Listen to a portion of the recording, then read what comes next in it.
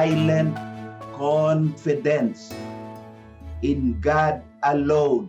Ipuson waay nagareklamo nga pag-confidence in God alone. Psalm 62 is an individual psalm of confidence. It is amazing kay sa mga life-threatening crisis, the psalmist calmly and confidently puts all his trust in the Lord. There is no anxious fear here. Waay sang anxiety, no impatient waiting, wondering how long God will allow this continue. Rather, the psalmist nagahulat in silence for God to deliver him.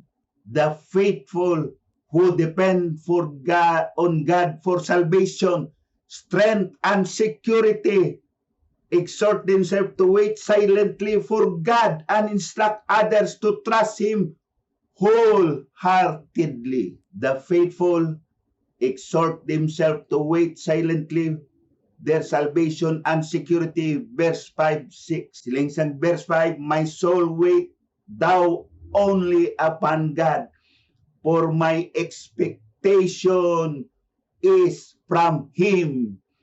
He only is my rock. He is my defense. I shall not be moved. Verse 5 mark a beginning parallel to verse 1 with the use of the word silence, but now an imperative, be silent. There is no contradiction with the affirmation of faith in verse 1.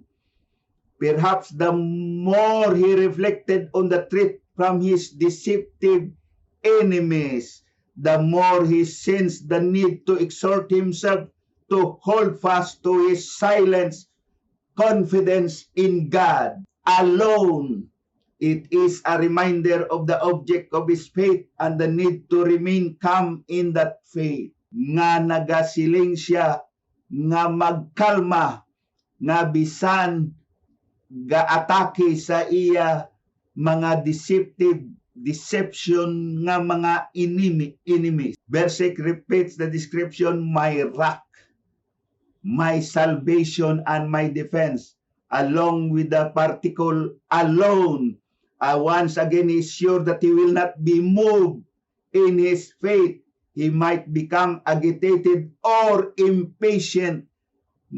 Impatient, succumbs himself in his contemplation of the nature of God. Wait in silence for God. Wait, nagahulat sa Diyos in silence for God. His strength and security to deliver him from deceitful enemies, nga i-deliver sa deceitful enemies who want to ruin him, affirming with confidence his security and hope in God, and warning them against trusting in their own futile means, nga vanity nga method.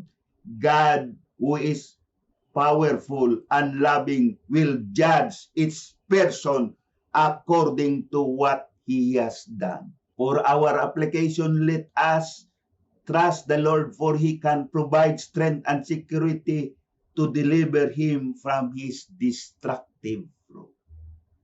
And we will use our resources to promote the glory of God and of Jesus. Sa Matthew 25:31, when the Son of Man shall come in his glory, and all the holy angels with him, then he shall sit upon the throne of his glory.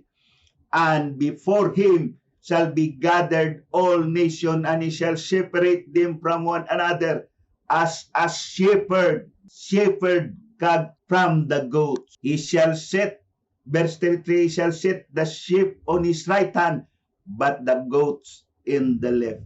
Then shall the king say unto them on his right hand, come ye Blessed of my Father, inherit the kingdom prepared for you from the foundation of the world.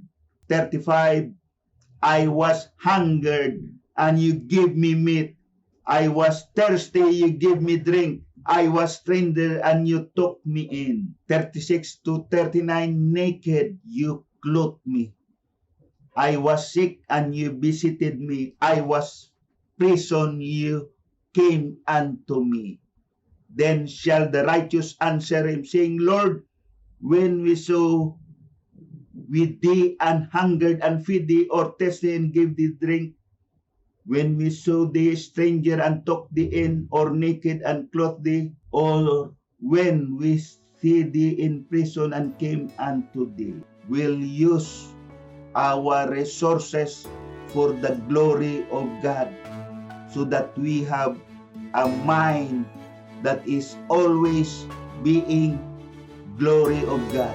Ang tanan para sa kahimayaan sa Diyos. This is God's word for you today.